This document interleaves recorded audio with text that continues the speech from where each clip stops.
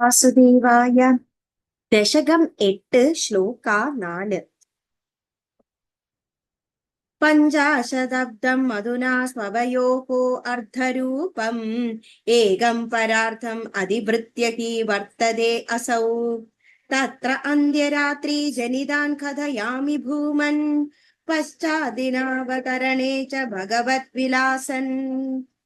പഞ്ചാശത് 50 അബ്ധം വർഷം അധുന ഇപ്പോൾ സ്വവയോഹോ ബ്രഹ്മാവിന്റെ 100 ദിവ്യവർഷം അർദ്ധരൂപം പകുതിയായി തോന്നിക്കുന്ന സ്വരൂപം ഏകം ഒരു പരാർത്ഥം സംവത്സരം അതിവൃത്യ കഴിഞ്ഞതിനു ശേഷം ഹി എന്നത് വർത്തതേ തീർന്നിരിക്കുന്നത് അസൗ ബ്രഹ്മാവ് തത്ര ബ്രഹ്മാദികൽപ്പം അന്ത്യരാത്രി അവസാന രാത്രി ജനിതാൻ ഉണ്ടായത് കഥയാമി കഥകൾ വർണ്ണിക്കുന്നത് ഭൂമൻ ഭഗവാൻ വിഷ്ണു പശ്ചാത് പിന്നീട്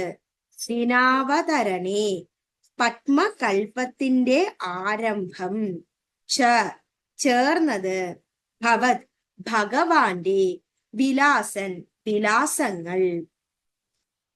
ഇവിടെ ഈ ദശകത്തിൽ പ്രളയ വർണ്ണനയെ കുറിച്ചാണ് പറയുന്നത്. ഇവിടെ നമ്മുടെയൊക്കെ ഒരു 50 വർഷം ഇപ്പോൾ ബ്രഹ്മാവിന് അത് ഒരു 100 ദിവ്യവർഷങ്ങളുടെ കണക്കിലാക്കപ്പെടുന്നു. അത് മാത്രവുമല്ല, അത് വെറും ഒരു പകുതി മാത്രമായിട്ടാണ് കാണുന്നത്.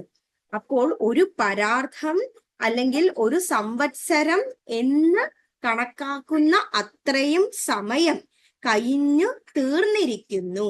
അപ്പോൾ ബ്രഹ്മാവ് ബ്രഹ്മാദി കൽപ്പത്തിന്റെ അവസാനത്തെ രാത്രിയിൽ ഉണ്ടായ കഥകളെ വർണ്ണിക്കുന്നു. അപ്പോൾ ഭഗവാൻ സാക്ഷാൽ മഹാവിഷ്ണു പിന്നീട് പത്മകൽപ്പത്തിന്റെ ആരംഭം എപ്പോഴാണോ ചേരുന്നത് അവിടെ ഭഗവാന്റെ വിലാസങ്ങൾ ആരംഭിക്കുന്നു. അതായത് ഭഗവാൻ ആ സമയത്താണ് ബ്രഹ്മാവിന് ഈ പ്രപഞ്ചത്തിലെ സൃഷ്ടിക്കുള്ള ആ ഒരു അനുഗ്രഹം കൊടുക്കുന്നത്. അപ്പോൾ ബ്രഹ്മാവ് സൃഷ്ടികർമ്മത്തിൽ ഏർപ്പെടുകയും പുതിയ ഒരു യുഗാരംഭം തുടങ്ങുകയും ചെയ്യുന്നു. ഇവിടെ എങ്ങനെയാണ് ഓരോ പരാർത്ഥത്തിലും ബ്രഹ്മാവ് ആ ഒരു ബ്രഹ്മാദി കൽപ്പത്തിന്റെ അവസാന രാത്രിയിൽ ഭഗവാന്റെ ആ ഒരു പത്മകൽപ്പത്തിന്റെ ആരംഭത്തിൽ ഒരു യുഗത്തിന്റെ തുടക്കത്തിലുള്ള സൃഷ്ടികർമ്മങ്ങൾ നടത്തുന്നു എന്നാണ് ഈ ശ്ലോകത്തിൽ വിശദീകരിക്കുന്നത്. പഞ്ചാശതബ്ദമധുനാ സ്വവയോർദ്ധരൂപം ഏകം പരാർത്ഥമതിവൃത്യ ഹി വർത്തതേ സൗ തത്രാന്ത്യരാത്രി ജനിതാൻ കഥയാമി ഭൂമൻ പഞ്ചാദിനാവതരണേ ച ഭവദ്വിലാസാൻ. സർവത്ര ഗോവിന്ദ നാമ സങ്കീർത്തനം.